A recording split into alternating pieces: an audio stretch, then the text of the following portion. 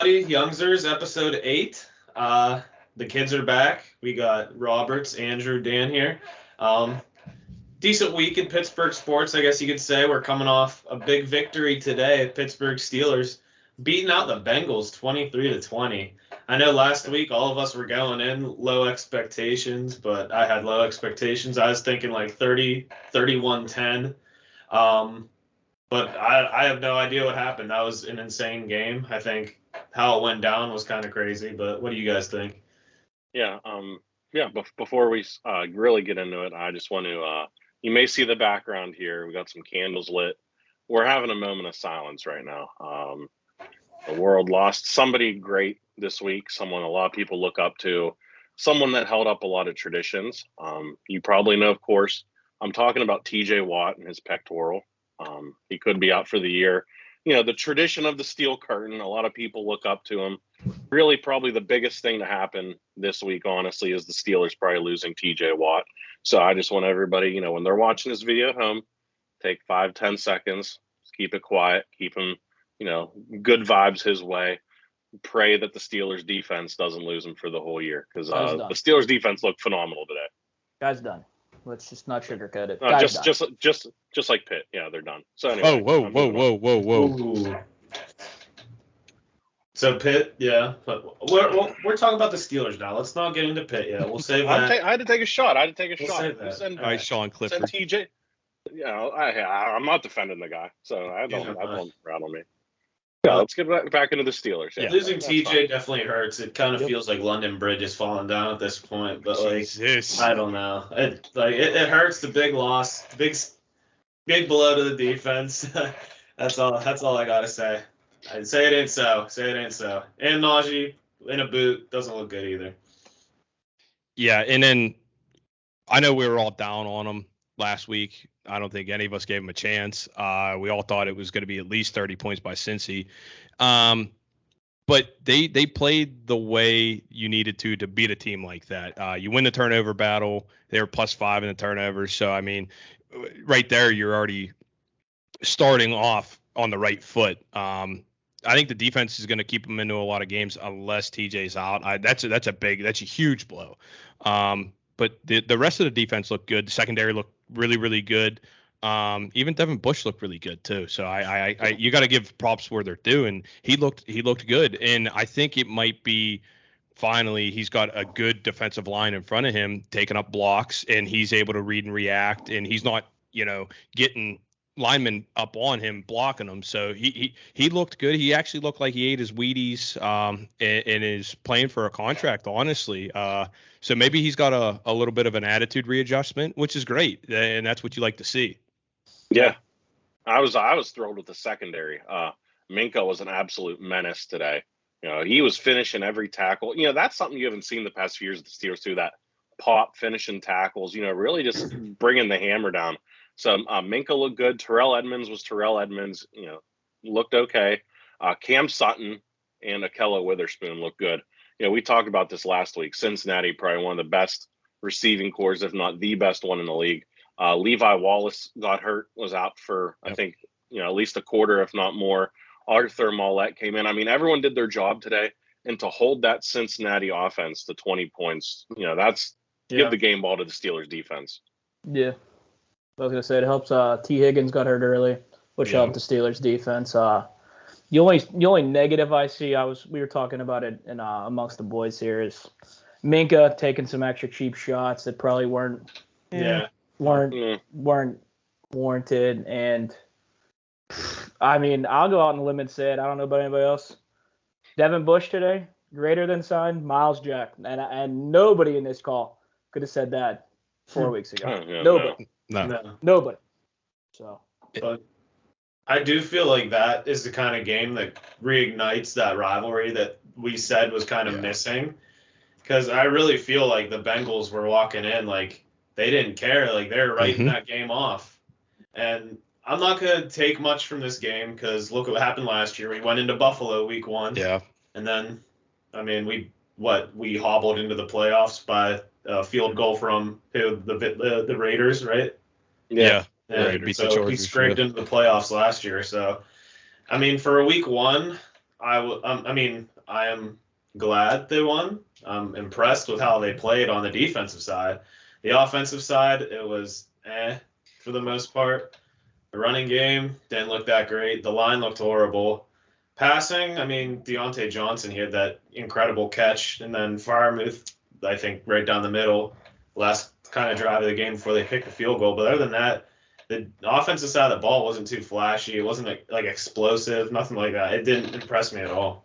I mean, a lot of Matt Canada's stuff though, like the jet sweeps and stuff, that looked good, but the offensive line's the biggest issue. If you can't, we saw it last year, you can't establish the run game, you're not going to have a good passing attack. And Mitch Trubisky, he played, I think, fine today. He missed a couple receivers that were open at times when, he should have made the throw to the open guy, and it was pretty noticeable. But like we talked about, he's a game manager. He didn't throw any interceptions. He didn't fumble. He's doing what he needs to do. Pickett clearly has the higher ceiling with what he brings to the table, but you're not going to put him in there unless Trubisky's faltering. So, the defense gave them a chance to win, which they ended up, who knows how they won that game. So many missed field goals. I mean, just ugly. But a lot of people are saying, oh, put Pickett in. Trubisky did nothing for them to warrant putting Kenny Pickett in. I mean, I understand why people are going to say that just because as a town, Pittsburgh overreacts with its quarterbacks. But I think Trubisky played for his first game, behind that offensive line, especially. I think he played okay. Go ahead. Oh, go ahead. I was just saying, it just feels like we left a lot of points on the board. If your defense has, 5 takeaways and you're only scoring like 20 points, that's kind of a problem. So, and 7 of those points were from a pick six. So yeah. We can't have, the defense is going to win us games for sure, barring TJ, of course, now. So who knows what's going to happen. But I wasn't impressed with how many points we left on the board. It didn't look good. But Mitch wasn't bad. No, I'll give him that. 200 yards, I think, and 1 touchdown, but he wasn't 194. But yeah, I mean, he did exactly what you wanted him to do. Mach, you took the words right out of my mouth. He was a game manager. And DJ asked me how long until we see Kenny.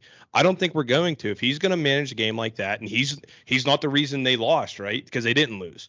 He's not the reason they won, technically, I wouldn't say. But, 21 for 38 with 194 yards and a tutty. That's exactly what you want from him. Your defense took over that game.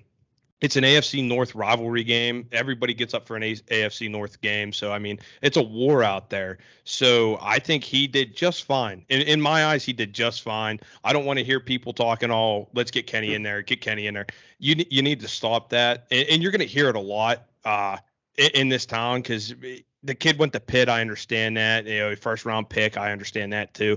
At least he's second on your depth chart for the quarterbacks. Yeah. But I think Mitch didn't hurt you.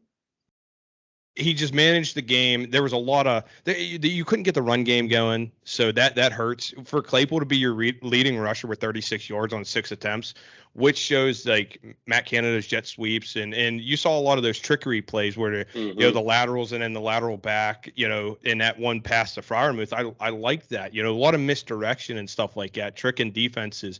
So we'll see more of that implemented and stuff, but. If we're talking about just Mitch and the quarterback play, I think it was just fine because it didn't lose you the game, and that's all you can ask for. Mm-hmm. Yeah. Yeah, no mistakes, no interceptions, right? None. No, none. So, I mean, he did what he needed to do. He's a bridge quarterback, nothing more, nothing less. So, we'll see him this year. I don't know what's going to happen next year. I'm not even going to think about next year yet. But what's the point of immediately putting Kenny in when you signed Mitch for what? How many million? Yeah, they signed him. He's going to play. Yeah. He's getting his chance, which he deserves his chance, on a more competent team than the Bears, of course. But they won. So I'm glad to see he did all right. That he didn't play as nearly as bad as some people thought he would. And that's a big game to step into too. Like Dan said, an AFC North rivalry game. No one's even talking about that yet. They're not saying how big of a game that is. With the history of the Bengals and the Steelers. He walked in, he played fine. Especially against a pretty good defense too. I'll give him that credit too. You're going into an away stadium. Getting your feet wet, I think he showed composure. He didn't show any signs of being rattled. He looked fine. I have no issue with how he played today. The running game, unfortunately, I don't think it's Najee's fault. The offensive line wasn't looking good. Najee in a boot, and as someone who also hurt their foot/ankle in an athletic event, not to compare or anything, but so it's gonna be a little tricky, you know. I don't know if Najee could putt in for eagle off the fringe. Probably not. I don't know. Probably not. Not to mention our boy Dan Moore had another, what was he, a holding penalty again? Yeah. Is the center hurt too? What's his name? Yeah, he came back in. He came back. Did he? Okay. Yeah. So that's all I got on. What do you guys, any more on the QBs? I just want to say, like, that last drive with, you know what I mean, was it 50 seconds left? You know what I mean? I like how they didn't blow the whistle to play dead. You know what I mean? They let it go through. He kept his eyes down the field. Big Ben would have took the sack and said peace, or threw it up to Claypool 50 yards out of bounds, and he kept his eyes down the field, and he threw a great ball. Yeah. Somehow.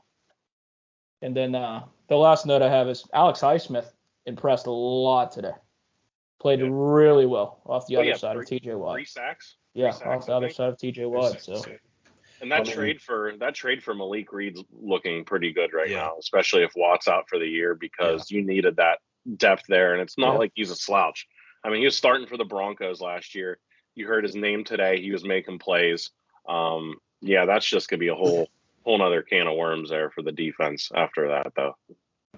I think how well the defense is going to play late in games is going to ride a lot on the offense too, because it looked like the Steelers were in control, I'd say, the first half, third quarter, and then it just seemed like the offense couldn't get anything going. The defense had to keep coming back on the field. They were probably gassed. Yeah. And like that's another big thing for the offense. You got to stay on the field for more than a possession, and then like in back to back and just keep punting it away and having the defense on. So that's there's no chance Casey Hampton would have survived today's game. There is no chance.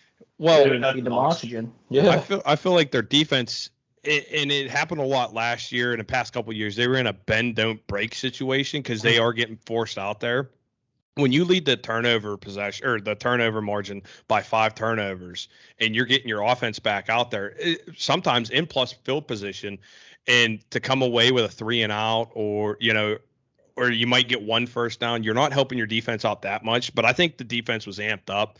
Defense was kind of bend don't break there late because they might have been gassed, they might have been tired. I mean, maybe that's why Hayward went down. He was kind of like holding his side. So maybe he just got a stinger there or something, or, he was gassed a little bit. But I think they have enough depth up front.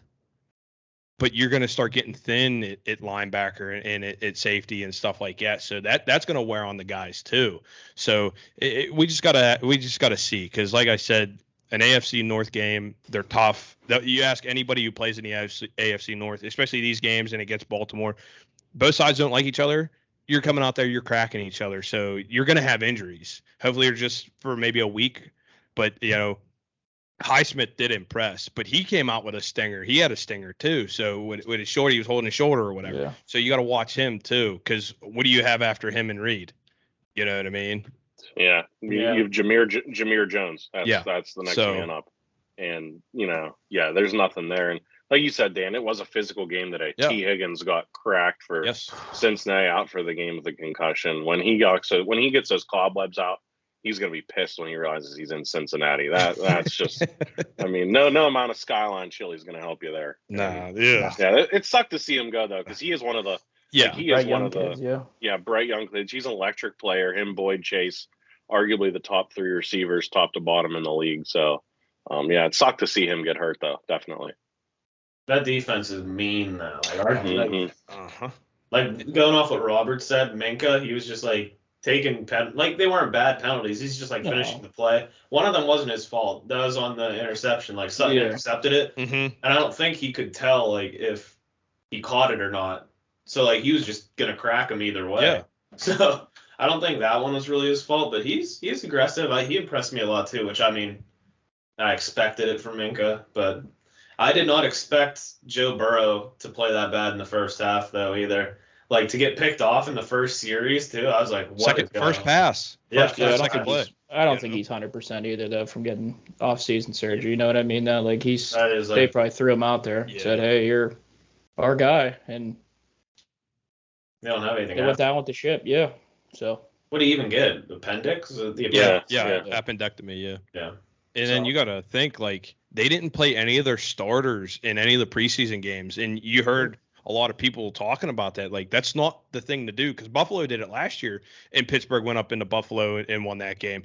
They're not ugly, or they're not pretty wins by any means, but they're wins. So does that show that you need to start your starters in the preseason, even if it's for a game? You get your final dress rehearsal. That's what we talked about. Get them guys out there. I know. Oh, do we need to see more tape on TJ Watt? No. But he needs to feel that game speed, So they didn't start any of their offensive line in the preseason. None of their receivers. Joe Burrow didn't. He was just thrown there late in training camp because he had that appendectomy.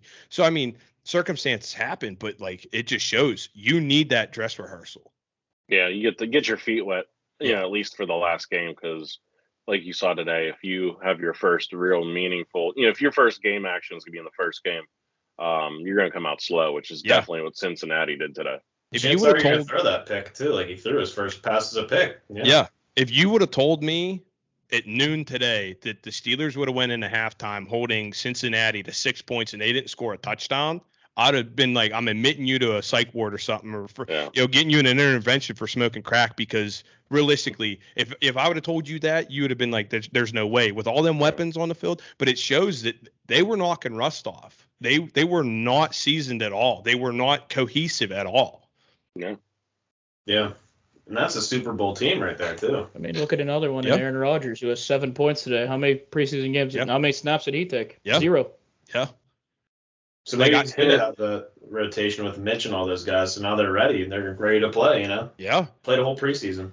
It is a tough look to be losing to the Vikings, too. I'll just put that out there for Aaron Rodgers week 1. Whether you have receivers or not, the Vikings, it's Kirk Cousins. I mean, he's like a Mitch Trubisky. Game manager. It's not like he's – Dan, I don't know what that look you're giving me is. I'm not saying he's bad, but I'm not saying he's good either. I'm not high on the Vikings, but I think they're better than people are giving them credit. That's all I'm going to say. Especially, look what they're doing to Green Bay. You know what I mean? So weapons. I mean, really young. So. And you can look back. You don't need to be a stellar quarterback if you've got good weapons. You know what I mean? Is Joe Burrow that good, or is Jamar Chase, T. Higgins, and Tyler Boyd, and Joe Mixon that good that it elevates his level of play and how good he actually is? I think it's a combo because both of them are good. That's why they're in the Super Bowl. The Vikings, I mean, Justin Jefferson, Dalvin Cook, Adam Thielen, they have weapons too, but I just don't think Kirk Cousins is,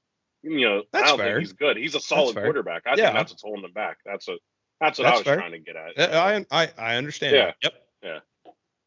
Also, I love just a side note, I love seeing the Cincy fans just have their souls ripped out of them today too. Because there's multiple chances when I was like, there's no way we're going to win this game.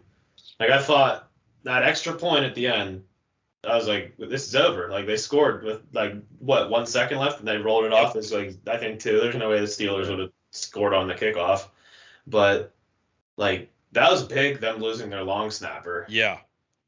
Those 2 field goals, those are both probably easy money. Evan McPherson, ice in his veins. Yeah. Mm-hmm. There's no chance. There was probably a 99% chance the Steelers lose that game. But that's what I have on it, really. I love the dong, though. The dong field goal. I hate seeing it happen, but that's got to be the most satisfying sound. I heard that, and I had to look behind my couch. I thought the Undertaker was coming from behind my couch. I'll tell you that. But to your point, Ryan, it shows everyone's like, oh, well, it's a long snapper, or you're a kicker, or a punter, or you're a holder. Timing and rhythm on field goals are humongous. And it shows, that guy was the backup, but it shows that he wasn't seasoned. So he was late on getting that ball back there. That's why we blocked it. And then it was a high snap on the one that McPherson shanked.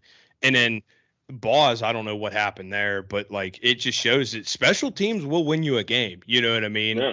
That's what happened. I thought they were going to tie, to tell you honest to God truth. I thought they were going to tie. There's a point where I was like, I'd be happy coming out with a tie.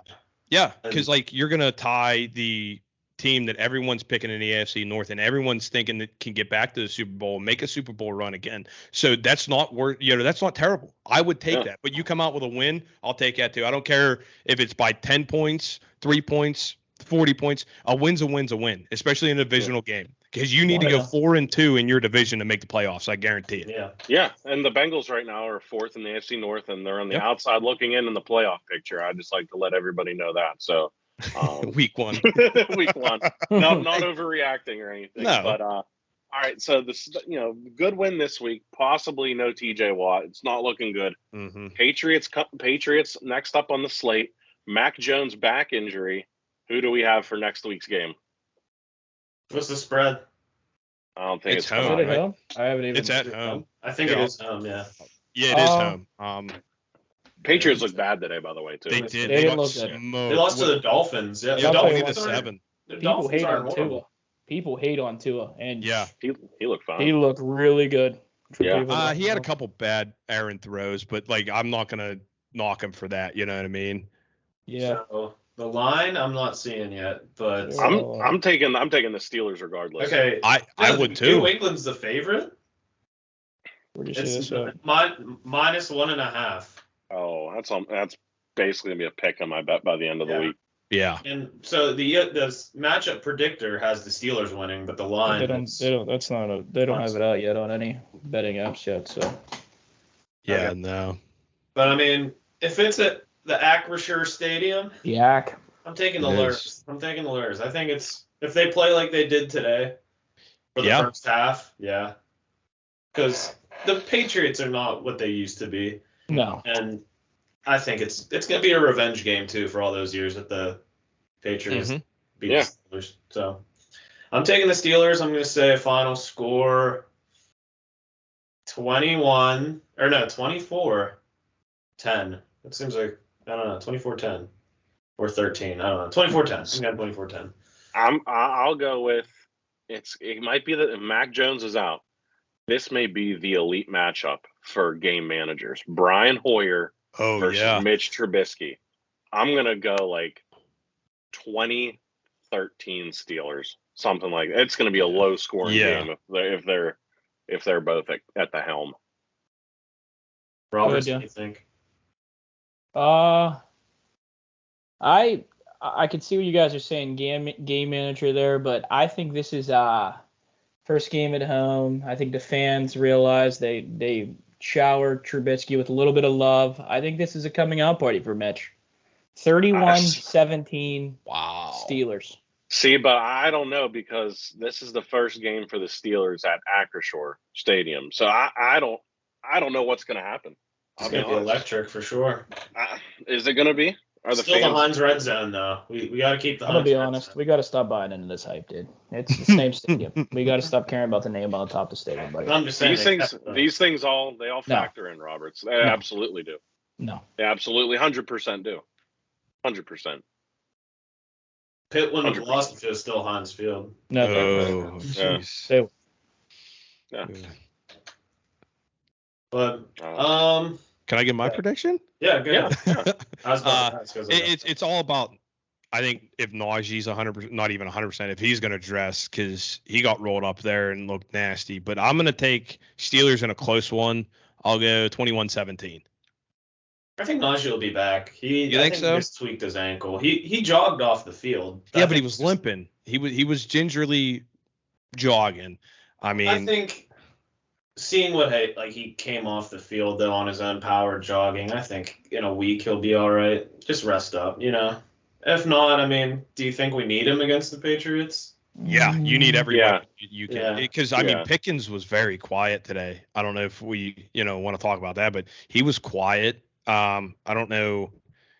Claypool looked all right. Deontay looked good, but you need all the weapons you can have. If your defense isn't going to be 100%, you need your offense to be as close to 100% as possible. Yeah. Even if Najee's at 75%, you still got to run him out there. Yeah. Also, Deontay, that's my early catch of the year candidate. That was good. That was good. If Chase comes down with that one in the end zone, that one-handed one, that would have been. But I mean, he didn't come down with it, so. Yeah. No. Close but no cigar. Yes. Sorry, Jamar. Yes. I think Najee will be back. I think TJ will be back next week too. That's I'm bold. bold prediction. That's bold. Buddy, That is bold. I'm telling you right now, even if he didn't tear it, TJ has the track record to where he'll sit out a game or two. Honestly, that's just how he is. And like, it's not a knock on him, but he goes every play 100% that he's in there, and he gets gassed, and then he gets a little dinged up. He's not gonna risk his body. That's what makes him all that money, and he manages his body very well. And if he feels that he's on 100% and he can't go out there and produce at 100%, he's not going to. I just don't see him playing minimum 4 weeks, if not the whole year. I mean, I don't think it's our year, so like if we lose him for a whole year, it's like no big deal. It's not our time yet.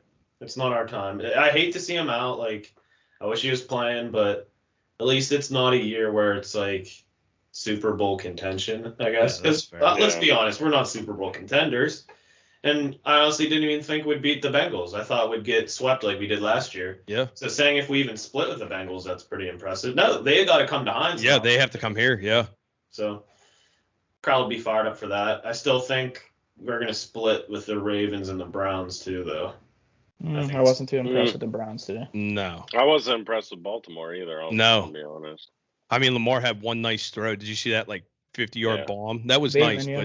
but I've never been impressed with the Ravens, the Dirty Birds. Birds. To throw to anymore either. And you can't forget that they lost their mascot for the year. Don't forget that. Let's not forget that. Sure, we got Steely McName. That is true, and their mascot's out for the year. Deshaun's MIA for most of the year. I mean, AFC North is shaping up to be wide open, I think, for Cincinnati. I mean, Burrow was sacked how many times today? Their offensive line's clearly still, not great as we thought it would be, at least decent. So, AFC North's wide open. Also, Joe Mixon, he little boyed someone. Like, that next play, that was one when TJ, cracked him in the backfield. Yeah. That was awesome. Yeah. But other than that, I have nothing much left on the Steelers. I think they win next week, 2-0. Yeah.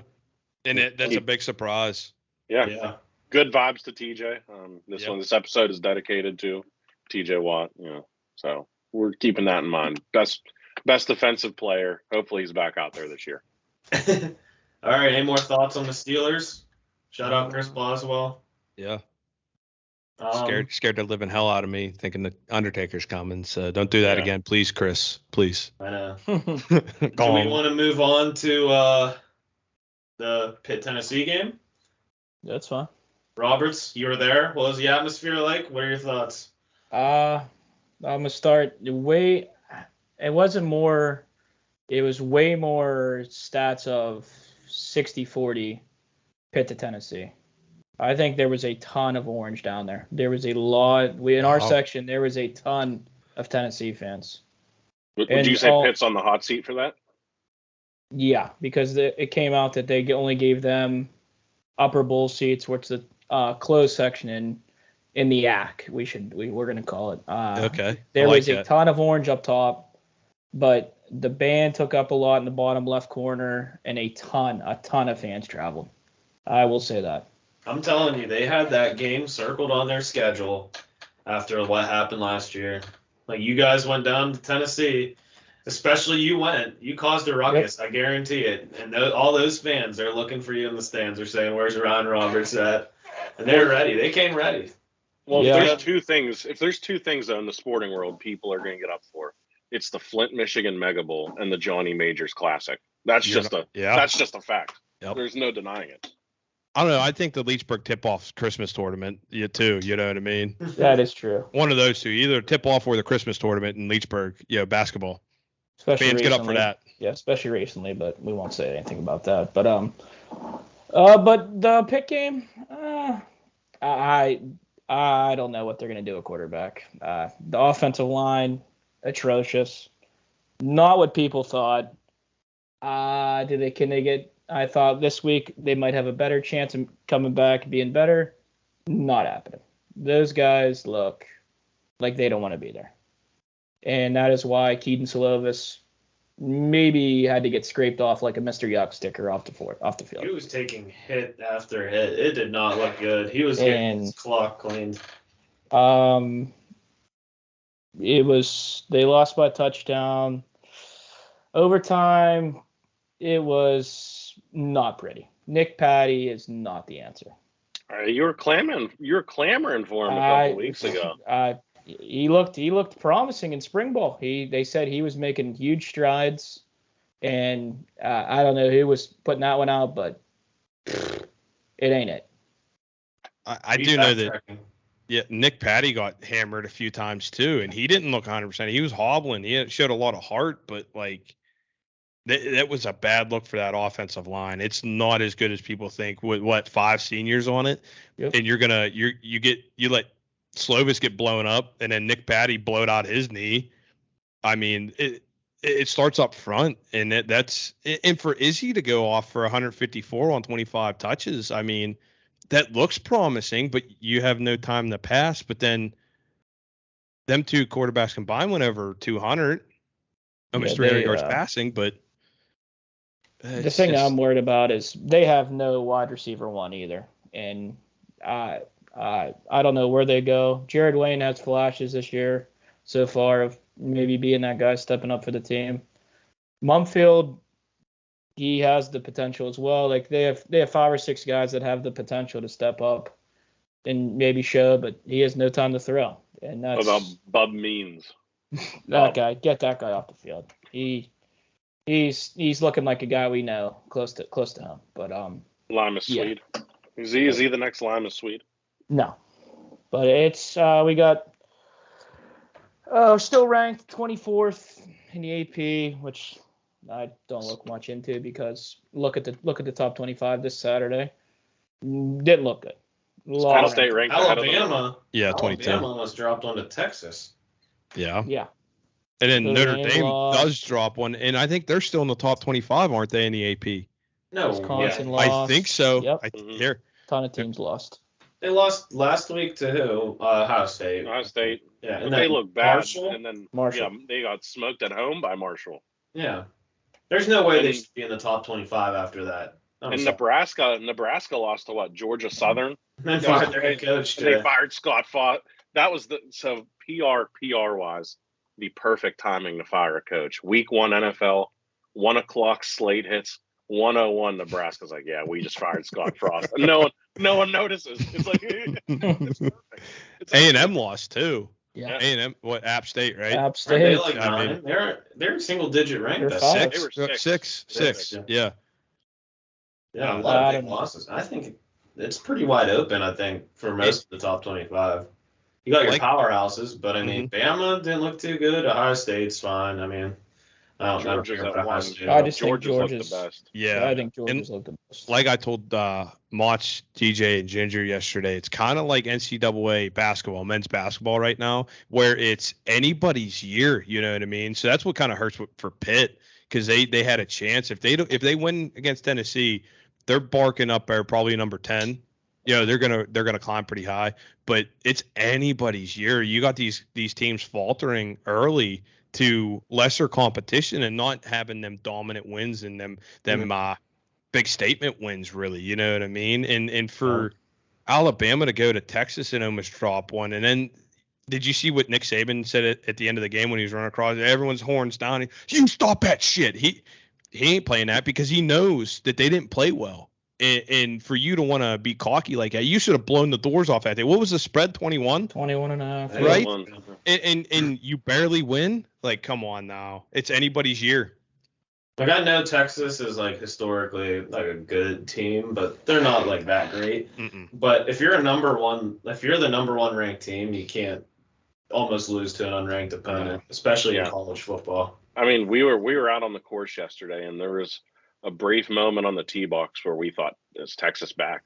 We thought we had a premature Texas is back thought going on the tee box. You thought Texas was back, and I even told you they said that after they won the Sugar Bowl a couple years ago, and look what happened.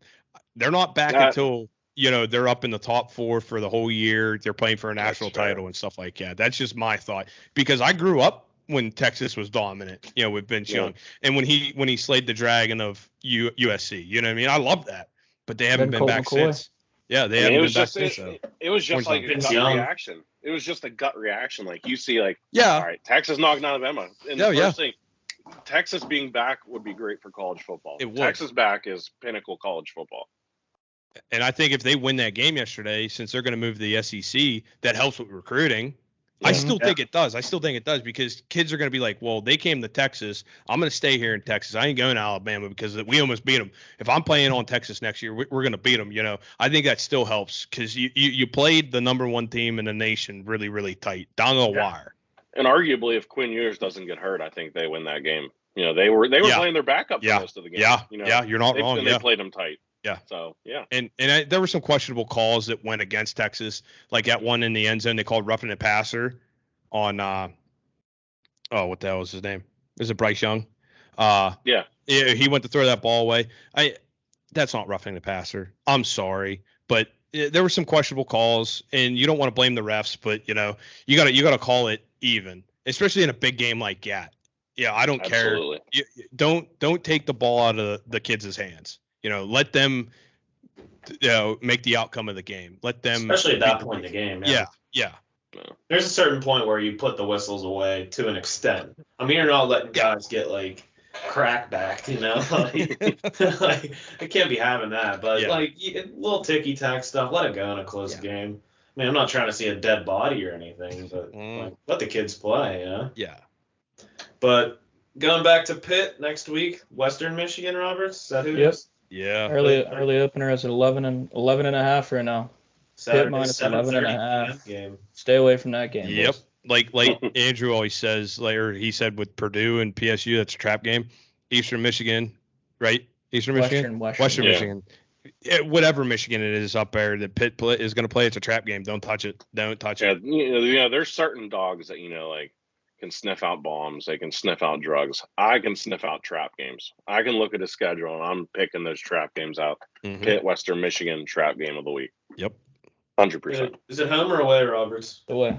7:30 on ESPNU. And that's a Thursday, right? Saturday. Or Saturday, sorry. I think Pitt will cover. No. Without Service? They just lost. I think that's a big blow to the team. So I feel like they're going to come out firing. I don't know about you guys, but when I saw Western Michigan on Pitt's schedule, I started getting the itch for some Maction. I cannot wait for Maction this year, just as a side note. You love those. You know, there's nothing like flipping on the TV. It's a Tuesday night, and you got an absolute shootout between Northern Illinois and Ball State. There's nothing like it. It was at the 6-foot white running back that's raised on pierogies and milk strictly. Yeah. Anything else on Pitt, Roberts? What are the vibes like? Hopefully a bounce back week here for the boys coming up Saturday. Are the vibes down? Vibes are down right now in Pittsburgh. Shame. Well, shout out the Pitt shirt. Acquired yesterday. Yeah. Brand new. It fits pretty good. We're not gonna. Well, I'll bring it up. We had the prize table at the outing yesterday, and I took a yellow Pitt with the blue script shirt from the prize table. The inverse of that. That was my selection. So trying to back the hometown team a little bit. I'll tell you right now, he come walking back and I saw this yellow thing and I thought he was bringing out a terrible towel. And I was like, oh, okay. And he put it down and it said, I about fell over. I about fainted.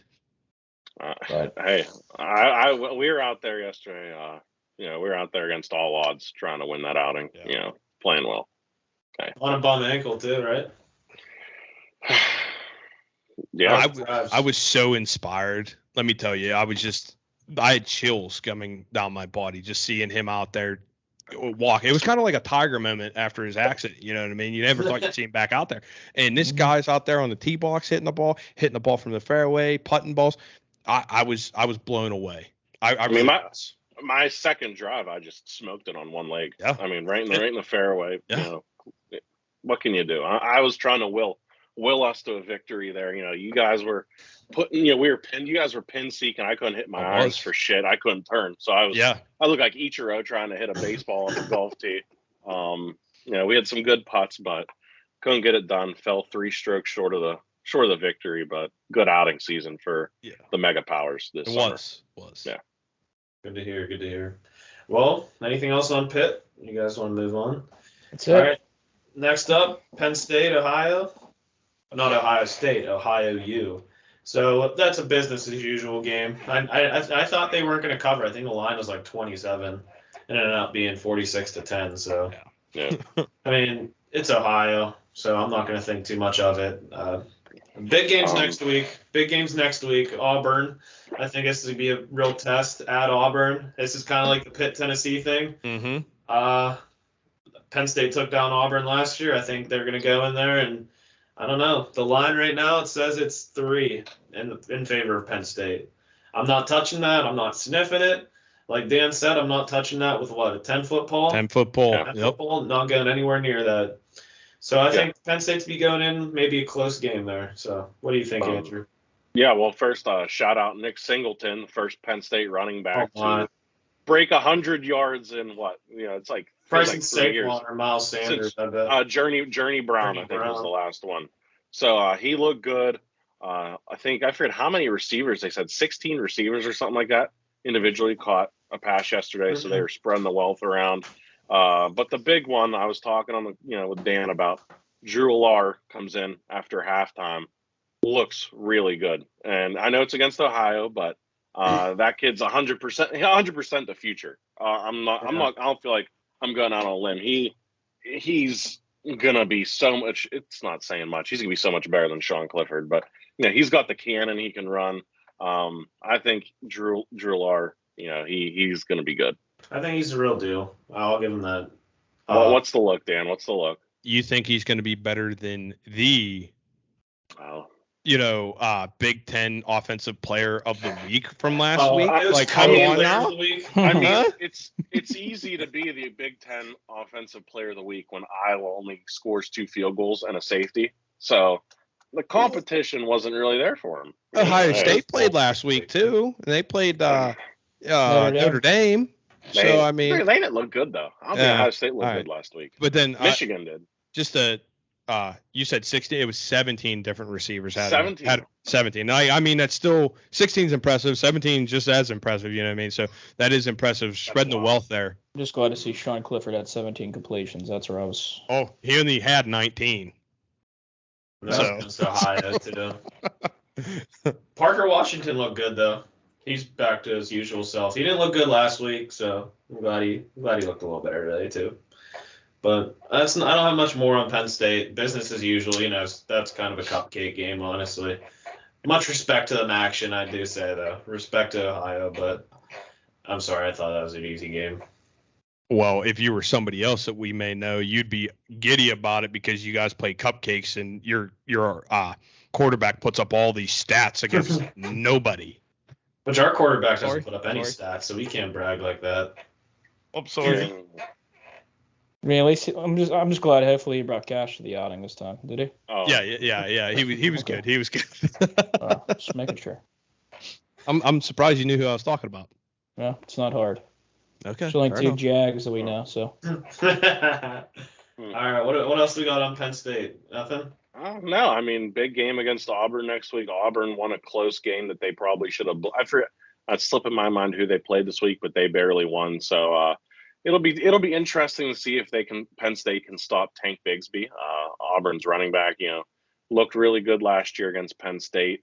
Any running back that has the first name Tank, that's someone you put right at the top of the scouting report. And Bigsby is your last name? That's a stud. That's a stud. That may be number 1 in like all-time running back names. Tank Bigsby maybe. Yeah. It could be number 1. It could be. I don't know. I'm gonna have to get. Deuce Staley's pretty good. Yeah. I mean, yeah. But I feel like Tank is Tank. Yeah. Tank's elite. Yeah. Well, that's all I got on Penn State. Are we moving on, Andrew? You about to tune out? Yeah. Catch me. All right. Get your mic, man. We're tuning in. Roberts, the annual weekly dumpster fire talk of the Pittsburgh Pirates. I will say, the only bright spot I have is we went down Wednesday night, and I looked at O'Neal Crease's batting average, and I looked at the people I went down with, and I said, let's see if it's over 200. I looked up at the board. It said 226. I almost had a heart attack. I told you, he was heating up, which, I mean. He is playing well. We saw the first-hand experiment of Ben Gamble at first base. Let's never do that again, Derek He's Shelton. a jag. He is the biggest jag on that squad. Who else do we have?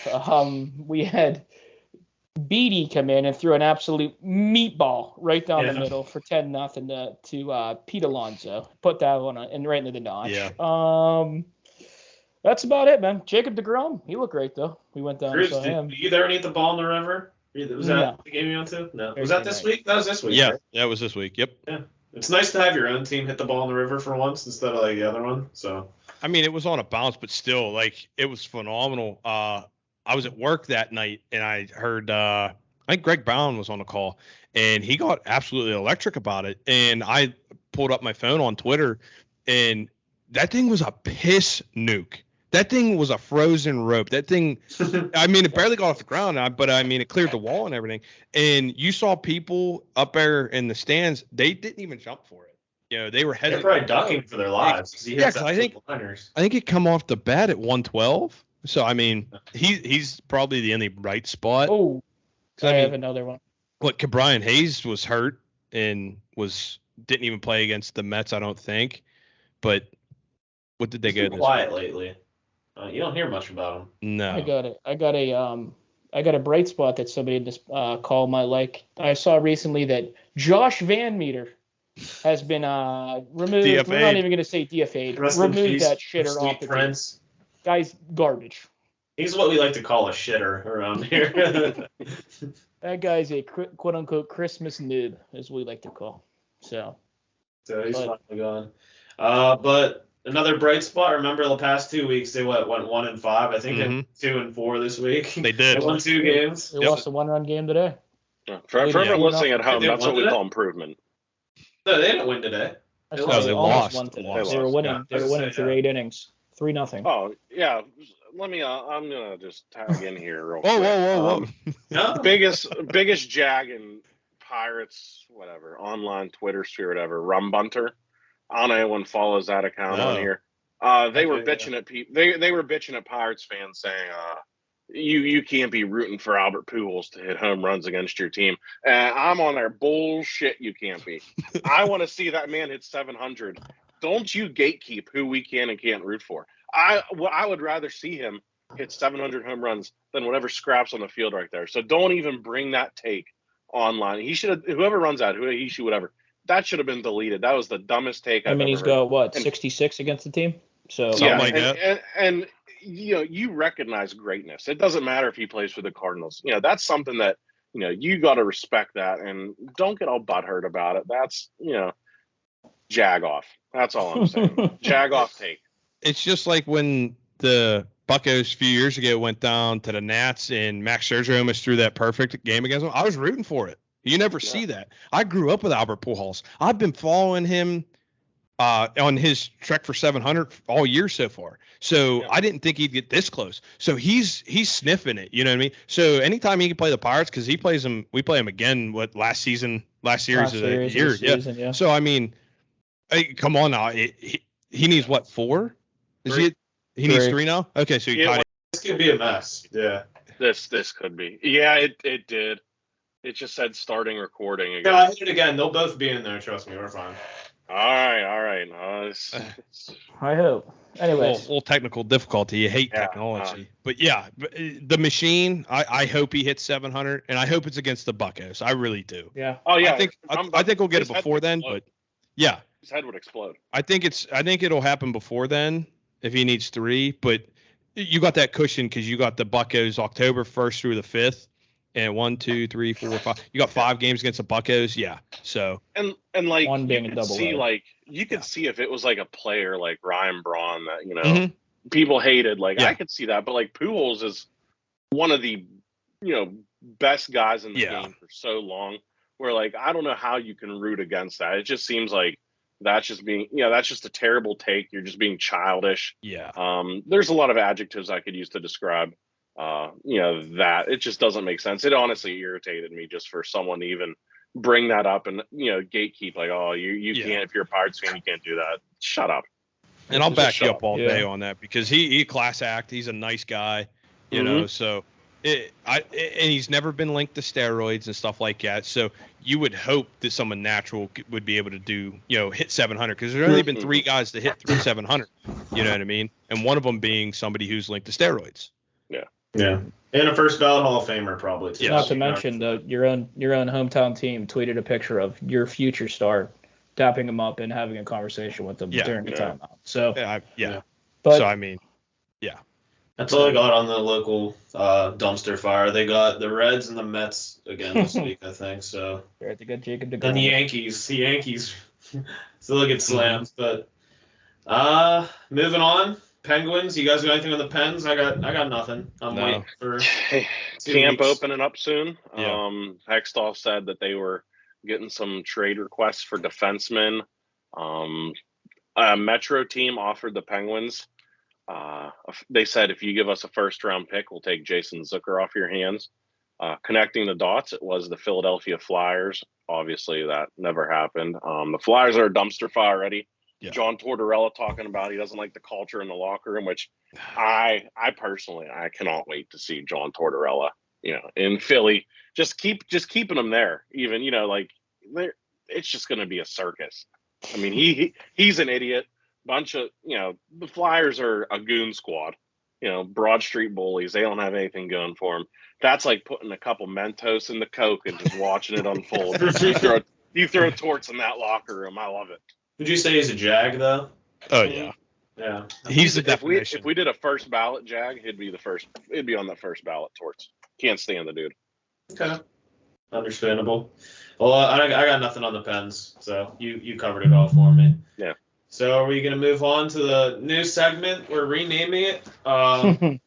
Someone got offended. We're using the word idiot of the week. So, we thought it's Pittsburgh podcast. So we're rebranding idiot of the week to Jag of the week. So I think that's going to be, it'll make for a nice t-shirt too. Yeah. So. And keep in mind that the person that was complaining about the idiot of the week is a one-time former idiot of the week. So he'll be getting a t-shirt. If he doesn't accept it, it will be going to his parents for them to hang up. Yep. We discussed it. We discussed this yesterday out on the course, not to name any names, but we'll get some. They're going to be collector's items. I mean, Rio has, 4 after this week? Yeah. 5. He's never have to buy a shirt again, yeah. Yeah. I mean, 5 times. But now we got not a good look. We got the Jag of the week. So Dan, you want to kick us off? This may be the first time this has happened on the podcast. Yeah, this is like I was talking to Andrew about it. This might be the first time that somebody nominates themselves. So I'm going to nominate myself for Jag of the Week.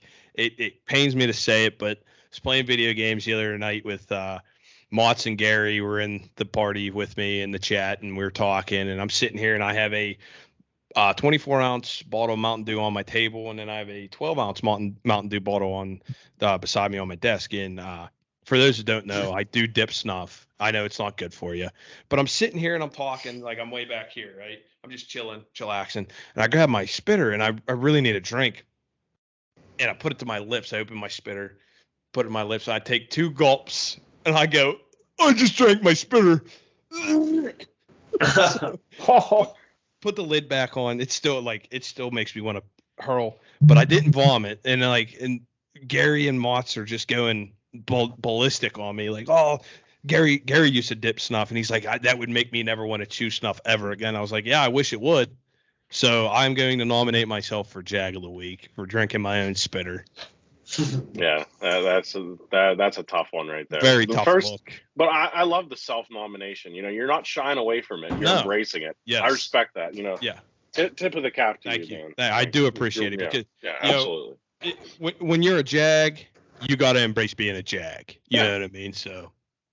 And and like we've seen, the people that win the award and then they shy away from it and deny it, it's just going to be worse for you. Yeah. Like if you just accept it, you just accept it. This makes you a bigger Jag at the end of the day. Yeah. It does. Yeah. Andrew, you got one nominee? I'll go last if you guys. I don't have one this week. Yeah. All right. Well, I do have a nominee. It seems like my Jags are always from Giant Eagle, so I don't know. This might be a tradition. So Side note, beautiful morning at the Giant Eagle. The Dirty Bird was popping. Sea of black and gold. The jerseys were out. I think I saw a Casey Hampton jersey. Oh. An Dree Archer, I'm pretty sure. Oh, Yeah. we're digging Well, deep out Some here in the blast AK from the Valley. past, I love it. yeah. One guy's jersey was just like torn to shreds. It looked like he was wearing it for about probably 40 years. If you would have pulled the Jesus. string, it would have unraveled on him.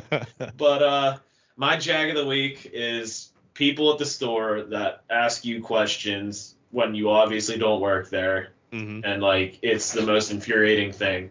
This guy asked me like where all these items are. It's like, buddy, I go to the same 4 sections. I don't read the signs, all right? Go through the Giant Eagle, read the signs. I don't care where your shredded wheat is. Like, I don't care. Go find your shredded wheat. It's in the cereal aisle. That's my jag of the week. People who ask questions for a place you obviously don't work at. That's fair. Very true. Yeah. My jag of the week is Adrian Peterson. Oh. All joking aside, you cannot get tagged by Le'Veon Bell in a boxing match and, just sitting on the canvas, no idea where he's at, just wild-eyed. That is a tough look to be clocked by AB, not AB. Oh, jeez. AB crazy enough. Yeah. I mean, he's there. Getting tagged by Lev Bell. Tough look for Adrian Peterson, and we won't even get into the disaster of the UFC card this weekend. Geez. That's a tough look for Very everyone tough involved. look. Comzot had a private meeting with Dana White. Yeah. Hot seat. Yeah. Yeah. Oh, yeah. Dana's not happy.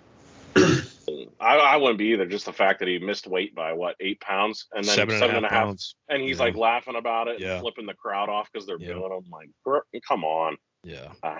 That could have been a Jag of the Week nominee right there. I was thinking about it, but I got to nominate myself. That's fair. Yeah, fair enough. So I think the early winner is probably going to be AP. For Yeah. jag of the week. Do we want to give out first week of the punishment leagues going on right now? I'm in a close battle myself personally with Jake Gucci guard.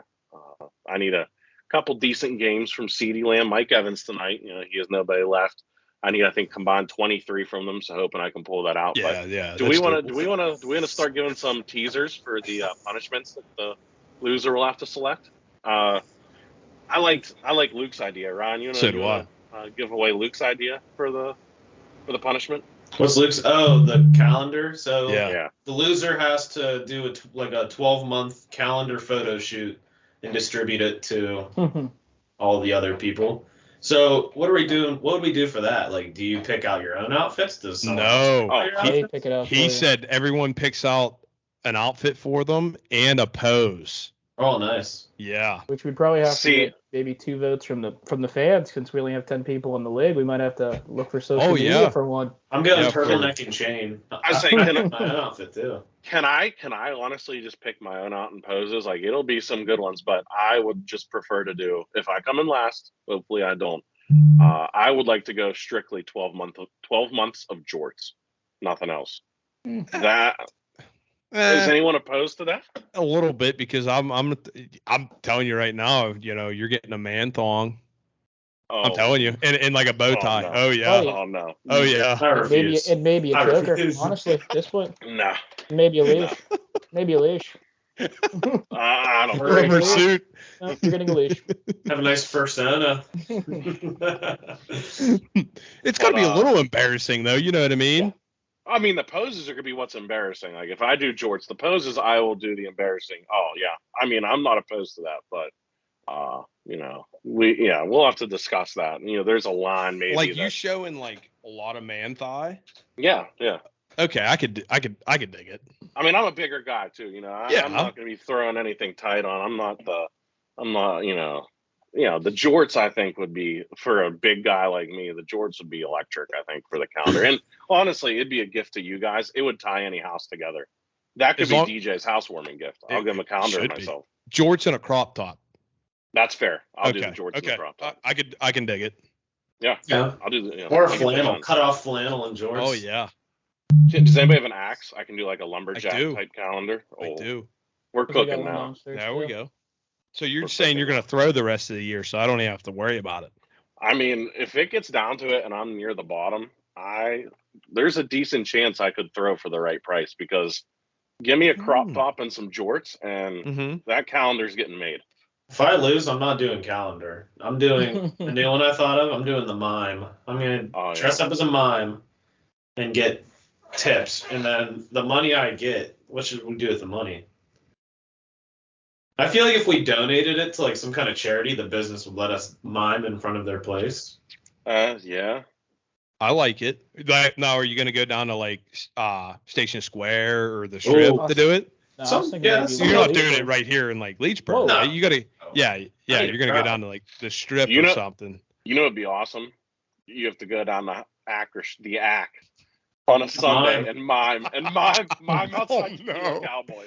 During a I'm game, sorry, so you missed the Cowboy. game. You missed the game, Yeah. and you have to Yep. mime.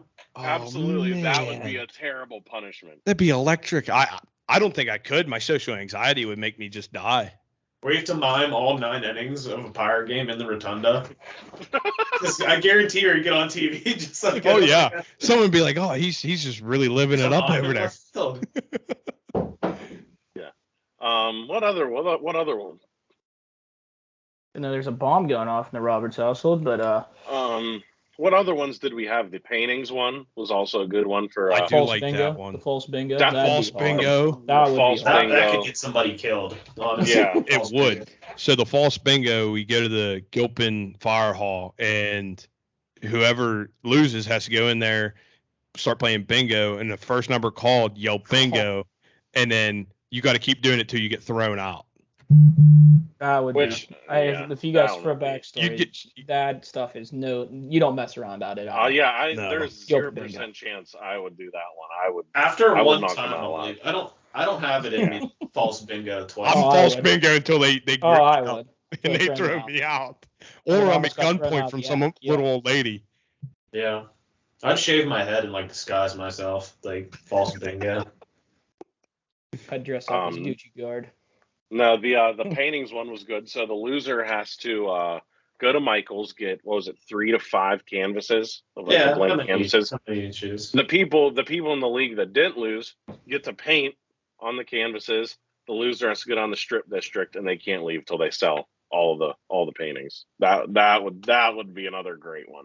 So there's gonna be a lot of options for the voters to narrow it down to, and then for the loser to choose. So there's gonna be a wide range of things that are gonna be a nice punishment for How everybody. about this should make one? like 3. Instead of mime, you just dress up as the Joker and just like. Oh God! Don't No, I got these scars. even say anything. Just stand there. Like you're honestly like a menace to do that. Or the loser has to dress as Todd Haley and lay outside Tequila Cowboy until they get dragged away. That could be another. Or Or somebody get else frosted would. Can't tips leave and until go they fight. out me with chalk. Yeah, the loser has to get frosted tips, go down to the sheets in New Alexandria and beat up the paper towel holder and Yeah. drive away. I mean, Ryan shaking his head. I really like the date one though. You gotta go on a date, get a reservation somewhere by yourself, and then the rest of the league is at another table, and you got to tell the waitress, "Oh, well, I'm meeting somebody," and you got to wait, see how long until they feel bad for you. And keep in mind, you're not in, we were originally playing for that one, like a Valentine's Day dinner where, hey, if you lose, your fiance, your girlfriend, your wife is going to be pissed at you. Number one, that you have Valentine's Day plans. And the second one is, part of it is, you're not wearing shorts and a t-shirt. You have to dress in a full suit or tuxedo, and you have to sit at that table by yourself all night. Tell the waitress get that you're memed waiting on. for somebody. I'm gonna buy a youth large like suit, and then just like somehow stretch into it. I can't put my Okay. arms down. Yeah. Or you have to buy a suit that's way too big for you, and you're just absolutely swimming. Man. Like those NBA draft suits from like 2004. You're Yeah. absolutely swimming in them. Oh, Jesus. That'd be great. yeah. So there's gonna be a lot of punishments for options for the loser. It's gonna be great. Yeah. All right, are you guys gonna move on to the last segment, and then hopefully I think this one I have the best one, so I'm going last. I already call it. I never go last. I got a good one. Okay. I'm gonna go second to last because I still haven't thought of one. I'm trying to think of one that hasn't already been thought of. So whoever wants to go first. Dan, you want to kick us off then? Yeah, I'll kick us off. Hit lead off? All right. Yeah. Speaking of hitting lead off, mine's a former Bucko. He didn't hit ever. But I was just sitting here thinking, oh man, I need to get an athlete. And first one popped into my head was an old Bucko pitcher, Paul Maholm, because he looks a lot like a Evgeny Malkin and looked like Jameson Taillon. If you look all three of those up, they look like they're triplets. So Paul Maholm. It's a good one. I like that one. You know, the ace of the staff back in the day. Yeah. You know, you had the Kip Wells, Josh Fogg, Paul Maholm all kind of in the same era there. But I'm also going to keep it Pirates. This is really the perfect segment because most of the forgettable athletes are from the Pirates. So I'm not too familiar. This may be a little old for some of you in here. Is anybody familiar with Operation Shutdown and Derek Bell as the Pirate in the early 2000s, where he just refused to sign him? Yeah. Yeah, he just refused to play for him. He just sat out on a boat. Operation Shutdown. He just didn't want to play for the Pirates. He was just hanging around. Yeah, I mean, I can't blame the guy. No. You know, you're at the end of your career playing for the Pirates, what are trash, but Operation Shutdown, Derek Bell, random athlete of the week. You know, I can't blame the guy. Absolutely. All right. All right, Pa. You want me to go? Yep, you're up, buddy. All right. So this guy, I'm not sure if I used this one yet. He's a nice meme. He either struck out or he hit a high fly ball. Rarely did it leave the stadium. But initials are RB. Oh, that's easy. Rod Barajas. One of the most electric slides I saw in person of him barrel rolling into home plate. I think he tripped halfway down the third base line. He was so big that the momentum carried him to home plate, and he just rolled the whole way in. Safe. I've never seen anything like it. So that's mine. Yeah, Rod I love it. Tank Barajas. All right, Robert, who you got? So I was watching the Steeler game today, and I thought of, man, all these injuries are piling up. TJ goes down. I said, man, I really wish we still had this one specific player, maybe coming off the edge, had a big high ceiling. I'm going with Jarvis Jones. Okay. Dang. Everybody thought he was the cat's meow coming out of Georgia. Buddy, guy was a shitter. Dan, were we talking about him this week? Yeah. Jarvis Jones is my random Pittsburgh athlete of the week. We had a theory. Had the Subway ad. Like, yes. He was not good enough to have a Subway sponsorship, but he did. That's exactly what Dan and I were talking about. This is another part of forgotten Pittsburgh folklore, but we were talking about it. And Jarvis Jones actually had a sculpture of himself made out of cold cuts. I think it was draft night, if not, So you can't really trust a player who has a cold cut, sculpture of themselves essentially to work out in the league. You can't have that. It was a bad look. That should have been the first omen. He never panned out. He was out of the league, I think. Maybe a year after he left the Steelers, if not maybe two. He didn't last long at all. After the Steelers. So the Cardinals, which are the Pittsburgh of the West when it comes to the football team. But Jarvis Jones supposedly had top tier talent. I think he had a back issue coming out of college that caused him to slide, and we saw why. Yeah. But that's mine. All right. Is that everyone's or Dan? Yeah, Dan mine. Yeah, Dan. Yeah, I get. Yep. So that's all we got, right? We got anything else? Big weekend coming up. The picks from the podcast today did not look too promising. I think I'm 0-3. I'm 0 for on picks. I'm 2-2. I'm telling you right now, I'm banging nothing but parlays. That's all I'm banging. I'm not going to take just a team or a spread or a money line. I'm taking parlays. I got another one here tonight, so for the Denver game.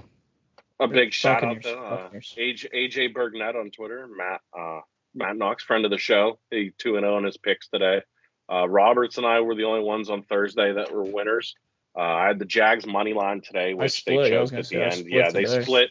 So I'm riding on Denver tomorrow night, -6.5. They pull that out. I'll be even on the picks for the week. So we're going to be keeping track of that all year, figure out what the winner may get some sort of prize or title belt or something. We'll figure Well, it I out. didn't know that. You keep track yeah. starting. Yeah, we're keeping track starting Thursday. That was the first one for the picks. Oh, okay. I'm gonna stop like jagging around then. I'm only taking parlays. I don't care. I'm not picking the Jets anymore. Are we going by units or are we going by like strictly picks? Just one picks. So it's technically I'm 2-2. Andrew's 2-2. Might as well go by Taylor's like the odds though. Because if I'm picking like plus 200 stuff and you guys are picking like minus like 500. What do you mean? I picked the Jaguars today. Oh, it's not gonna show up. It's not gonna show. Well, no, that's like you should be rewarded for the odds. Well, no, that's why I agree. We have the category where starting today it was the favorites and the underdogs. That's how we're tracking it. So you have to pick an underdog each week. Yeah. All right. So it's split either way. Yeah. Okay, I'm gonna start taking it seriously then. So watch out. Well, we've heard this every night, Chet. So that's. All right. Well, that's all we got. Hopefully the other half hour recorded. So otherwise we're in some trouble. Yeah. If not, we're gonna have to probably quickly do this and have some time travel or something. But episode 8. Thanks for listening. Follow us on all socials, and see you next week.